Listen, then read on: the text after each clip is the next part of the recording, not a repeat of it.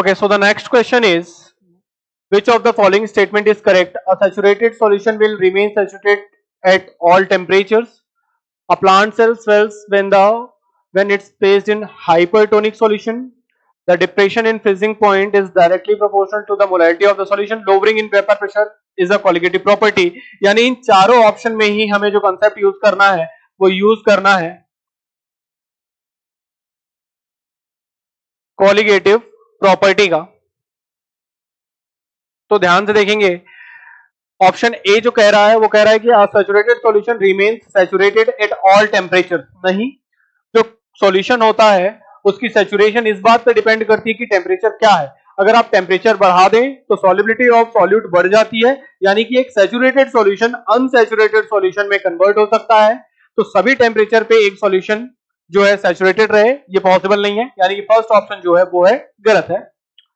A plant cell swells when placed in a hypertonic solution. यानी कि इस question में ये कहा गया है कि अगर आपने किसी प्लांट सेल को किसी हाइपरटोनिक सॉल्यूशन में पुट कर दिया है तो ये धीरे धीरे स्वेलअप होने कर लगेगी. अब यहां पे हमें जो कंसेप्ट पढ़ना है वो पढ़ना है ऑस्मोटिक प्रेशर का. हाइपरटोनिक सॉल्यूशन यानी कि ऐसा सॉल्यूशन जिसका ऑस्मोटिक प्रेशर ज्यादा हो, और हमें पता है कि osmotic pressure is directly proportional to concentration. तो अगर आप हाइपरटोनिक सॉल्यूशन की बात कर रहे हैं तो उसका ऑस्मोटिक प्रेशर ज्यादा है, और अगर ऑस्मोटिक प्रेशर ज्यादा है तो उसकी कंसंट्रेशन भी क्या होगी, ज्यादा. यानी कि बात यह है कि बाहर जो सॉल्यूशन है उसकी हाई कंसंट्रेशन है और अंदर जो सॉल्यूशन है उसकी कंसंट्रेशन लो है. यानी कि अंदर लो कंसंट्रेशन वाले सॉल्यूशन की वेपर प्रेशर ज्यादा होगी और बाहर हाई कंसंट्रेशन वाले सॉल्यूशन की वेपर प्रेशर कम होगी.